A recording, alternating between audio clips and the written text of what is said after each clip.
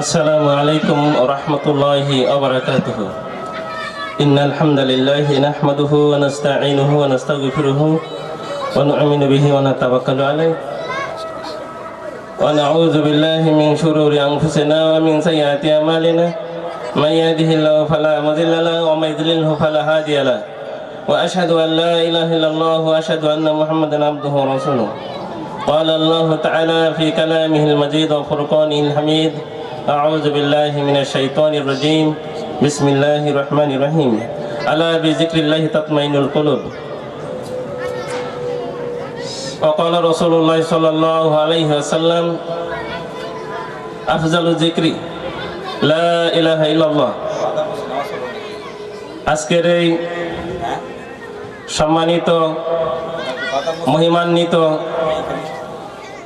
ইসলামী জলসার সম্মানিত সভাপতি, আমার পরিচালক ভাই, অন্যান্য ওলামা ইকরাম এবং দিন দরদি মুসলিম ভাই ও বন্ধুগণ, পর্দার আলে মা ও বোনের, আসসালামু আলাইকুম রহমতুল্লাহি ওয়া বারাকাতুহু।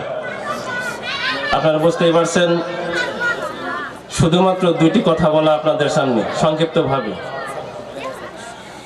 আল্লাহ রাব্বুল আলামিন বলছেন, আলা বিযিকরিল্লাহি তাতমাইনুল কুলুব, তোমরা জিকিরের মাধ্যমে তোমাদের হৃদয়কে পবিত্র করো। সম্মানিত হাজিরিন, জিকির কি আর জিকিরের ধরনই বা কি?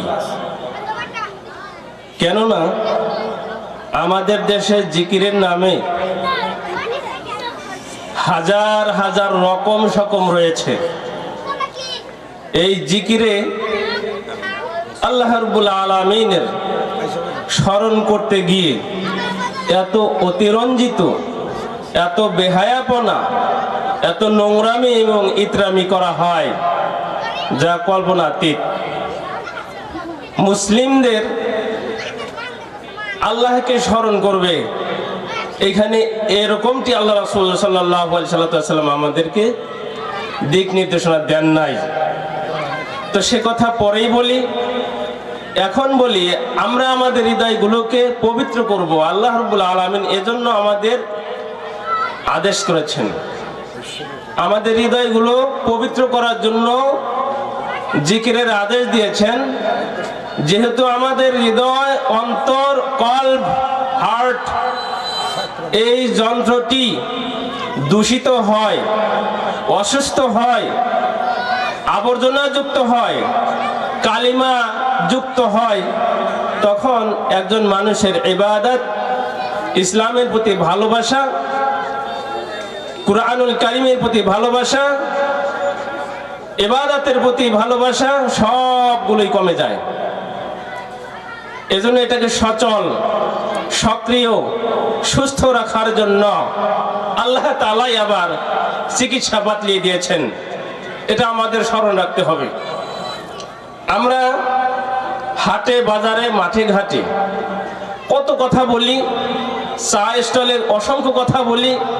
আমাদের দুইজন তিনজন এক জায়গায় হলেই আমরা আর একজনের নামে যত সমালোচনা করি, আর আমরা আমাদের সময়গুলোকে অযথা কত খারাপ দৃষ্টি দর্শন এগুলো দেখে দেখে সময়গুলো অতিবাহিত করি, সবগুলোতেই আমাদের অন্তঃকরণ নষ্ট হয়ে যায়। সম্মানিত হাজিরিন, আমরা যা বলি সবগুলোই কিরামান কাতিবিন, সম্মানিত লেখকগণ লিখে রাখেন। আল্লাহ রাব্বুল আলামিন বলছেন, ইন্না আলাইকুম লাহাফিজিনা কিরামান কাতিবিন ইয়ালামুনা মা তাফআলুন, তোমাদের উপরে নিশ্চয়ই নিযুক্ত করা হয়েছে সংরক্ষণকারী রয়েছে সম্মানিত লেখকগণ। ইয়ালামুনা মা তাফআলুন, তারা জানে তোমরা যা করো। আমরা যে সমস্ত কথা বলি তাও তারা জানে, যা কাজ করি তাও তারা জানে। এগুলো আমাদের জন্য আল্লাহ রাব্বুল আলামিন আমাদের প্রতিটি মুসলিমের জন্য, প্রতিটি ব্যক্তির জন্য সংরক্ষণকারী হিসেবে তাদেরকে নিয়োজিত করে রেখেছেন।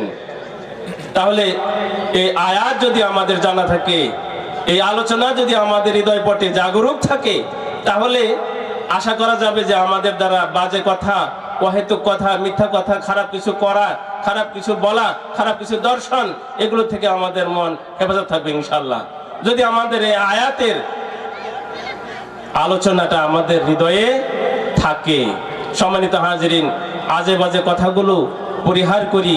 আমরা আমাদের হৃদয়কে, আমাদের জবানকে কালিমাতুল এই আফজালুল যিকরি লা ইলাহা ইল্লাল্লাহ এই কথা দিয়ে আমাদের অন্তর, আমাদের জিহ্বাকে সবসময় সচল রাখি। এই কথা বলার জন্য কোনো মজলিসের প্রয়োজন না, কোনো ওজুরও প্রয়োজন না, তারপরে আমাদের বিশেষ কোনো অনুষ্ঠানের প্রয়োজন না, সময়েরও প্রয়োজন না। প্রতিটি মুহূর্তে আপনি যে কাজই করছেন, কাজের ফাঁকে ফাঁকে আপনার অন্তঃকরণ, আপনার জিহ্বা লা ইলাহা ইল্লাল্লাহ এই কথায় সব সময় আপনার জিহ্বা, আমার জবান এগুলো কি সচল থাকবে। আমাদের হৃদয়, অন্তঃকরণ শানিত হবে আল্লাহর মুহাব্বতে, আল্লাহর ভালোবাসায়, আল্লাহর প্রেমে আমাদের হৃদয়গুলোকে উদ্বেলিত হয়ে উঠবে। কিন্তু আমাদের হৃদয়, মন, মগজ সবগুলি নষ্ট হয়ে গেছে। আল্লাহ রাব্বুল আলামিন চিকিৎসা দিয়েছেন, আমরা চিকিৎসা জানি না, এখন চিকিৎসা নেইও না। সম্মানিত হাজিরিন, আল্লাহ রাসূল সাল্লাল্লাহু আলাইহি ওয়াসাল্লাম বলছেন, আলা বি যিকরিল্লাহি আফজালুল যিকরি লা ইলাহা ইল্লাল্লাহ, সর্বশ্রেষ্ঠ জিকির হলো লা ইলাহা ইল্লাল্লাহ। এই কথার তাৎপর্য অনেক বড়। কালিমাতুত তাইয়্যিব লা ইলাহা ইল্লাল্লাহ, পবিত্র কালাম লা ইলাহা ইল্লাল্লাহ, এই কথার মধ্যে অনেক তাৎপর্য রয়েছে।